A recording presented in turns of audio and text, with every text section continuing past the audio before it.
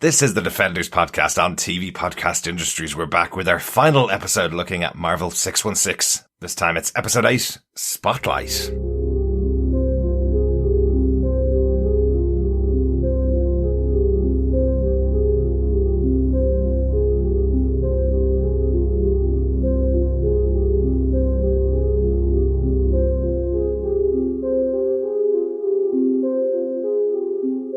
Welcome back, fellow Defenders, to the Defenders podcast on TV Podcast Industries, talking Marvel over here on TV Podcast Industries. I'm one of your hosts, Derek, and we're here talking about Marvel 616 Spotlight, the final episode of the documentary series. Yeah, hello there, fellow Defenders. I'm one of your other hosts, John. This is a good finale for this season. Absolutely. This is awesome. It's not what I was expecting. Not at all. At all. Yeah. I saw the description of it, and I saw plays, and I saw, a different look at Marvel and how their comic characters are being used. And I totally thought we were going to be seeing there's a live spectacular that was touring in the world when touring existed, where we had loads of Marvel characters. I think the Spider-Man, exactly. Spider-Man one. I thought this was very much going to be a Broadway thing for sure. Exactly, but it turned out to be a school play, effectively. Yeah. Really interesting idea to take a look at this way. There's loads of documentaries that seem to be based around high school, with high school sports teams or with cheerleading squads, that kind of stuff. It's interesting to take a look at Marvel through the eyes of teenagers and seeing them try and look at these characters, some big characters from the Marvel universe. Yeah, I think there's a great nostalgia as well to it because, as I say, most unexpected episode for me. And I actually found it really affecting rooting for the students getting through I suppose the theatrical process. They run through the whole thing. Yeah, it's based at Brandon High School in Florida around 2 classes of the drama teacher, Miss Courtney, and their build up, it's really running through the whole, thing from auditions to casting to rehearsals without script, dress rehearsals, costume fittings, really dealing with those the pressures that they have, asking for advice from the drama teacher, and the performance nerves, the pre-performance nerves, and the performance. And I thought this was really affecting look, actually. And one of the class, I think Miss Courtney called it a tier 1 class. They were kind of new to drama, and they were looking at Miss Marvel. And then there were the tier 2 and 3 classes, looking at Squirrel Girl, and they had, experience in previous productions. Yeah. But you could tell the difference between the 2 classes, certainly, especially, a first class doing something. Remember, on camera the whole time as well. So, for these kids, doing the play itself is a lot of pressure, but they knew the cameras were on them the whole time as well. So they've got quite a lot of difficult things to deal with doing this for this first class. The second class seemed much more comfortable, doing the play, and much more comfortable doing the rehearsals and that kind of stuff. But obviously a lot of the drama is from a group of people who've never done a play like this. But also added to that, I'm sure, was the documentary that was going on filming them.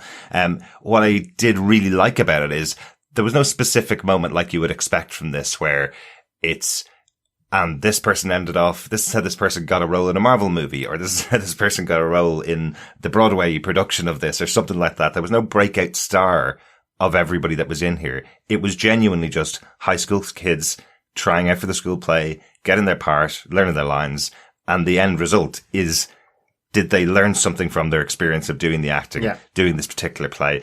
It didn't feel like it was overselling anything here. It felt like a real experience these kids were going through. It felt like a school doing a school syllabus, of which this, in effect, was outside of the syllabus. Maybe it gave extra credit. It did, yeah. Like being part of the sports team and so on. And I thought it was just really good because I suppose one of the things it's focused around Marvel spotlight plays that have been created to help draw interest in the theatre. So actually it's more about getting interest in the theatre than say Marvel, but it's using Marvel characters, and effectively trying to pitch it so it shows that, they are going through what regular kids also go through. It's just that they're heroes in a comic book, but it's trying to show that, and again, it comes back to that mirror versus window, like we talked about, it trying to put something of you into the character that you create or you write about. And some of that can go back to school anxieties. And so, and how you overcame them, or how this character overcomes them from your own experience. So it really feeds into that. Like there's a really nice quote from a girl called Brie who's doing Miss Marvel. She's playing Kamala Khan. She says, once she becomes herself, she becomes accepted. And you see that speaks to these kids because, they're growing up. They're finding out about themselves. And I thought that was really, really nice. I think the Squirrel Girl was about, making friends. In this case, it's that Doreen Green, Squirrel Girl, takes Tippy Toes to college, her squirrel, but that she also wants human friends, and it's about making those friends and trusting your friends against MODOK effectively. And it was trusting your friends with your secrets when you're moving on from high school to college. Yeah, it's like really I have good. to say they really seem to focus on things that did affect the kids, and you could see what they're learning from it. Loved the fact that there was no moment in here where you see the kids going, oh, I love this character in the comic books. I've read all the comic books. This is my favorite character. You didn't get any of that in here. This was purely about a stage production. In fact, it didn't need to be Marvel at all. No. But it was a really well done documentary. Should point out the documentarian on this one, the person who directed the documentary here was Alison Brie. Alison Brie, well known for her role on Community, also on Glow, where she directed a few episodes of that series as well, as far as I remember. But this is the first documentary that she's done. We also saw earlier on in the series another member of the cast of Community did an episode which we both loved, the episode about the women of Marvel, effectively. So really interesting seeing that we have another person from Community coming over to the Marvel universe in some form, but she really found her story here. That's what I found most interesting. This is something that we've been saying about documentaries. When you find the story in amongst all of the footage that you're doing of everything that's going on, when you find this good through line, it makes a great documentary. And I think she really did. I think Alison Brie did a great job here. Yeah. And, she pulled out some backgrounds from some of the kids, like Brie and Iri and Jamal in the Miss Marvel play. They're dealing with anxiety, dealing with being kind of adopted and how, and you see the teacher as well. I thought she was really fab. And right at the end, she's kind of choking up. And you're kind of there with her a bit because you're thrilled that the students have gone through this whole process. And as she says, Miss Courtney, that the students learned something about themselves. She has this great thing about, if you teach maths, you can see it whether they get the answer right. Yeah. You can see it in their test score as to whether they've progressed, or their coursework, because, there's a bit of black and white there. With the drama, it's about their self-confidence, how they work as a team, how they interact with other people. So it's more qualitative. It's more of it's like that social skills that you find. And I thought, it was really, really good. Yeah, she was a really proud teacher helping, these kids. And I think, it really made me smile, to be honest. I think my absolute favorite moment, of the whole episode was when, Brie is doing her final kind of run through, on stage as Miss Marvel, and she shouts out to the teacher, can I just have one last look at my lines? Teacher says, no, get back to your place. Yeah, exactly. We're moving on. I told you today was a day without books kind of thing, or without the script, I just love that it's like, this is how you learn, these are the things. And if you fail, if you fall down, if you don't get your lines right, you don't know exactly your lines, improvise, say what, do what you do here. And you see that being reflected with, Maddie, who plays Squirrel Girl in the other play. You see that she's certainly learnt that. She's saying,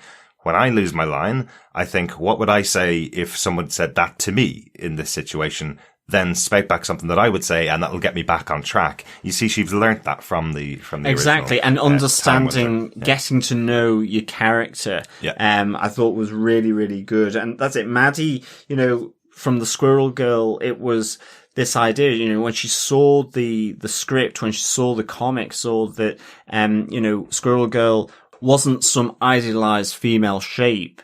and she felt she could relate to that. Yeah. And you had Joey, who was MODOK, struggling to get absolute perfection with his lines, and really being told by the teacher to, to improvise, to try and just make that break. And it was all coming from him having to learn Bible passages as a kid, but to the exact words. And getting punished if he didn't get the words otherwise he right. got punished. Yeah. And so it was really, really interesting look about the kids involved in the production, the teacher, the school, and the plays. And I thought this was really good. I definitely recommend this. It's one that I was not expecting, as I said. Yeah. And it was all the better for it, I felt. Mm-hmm.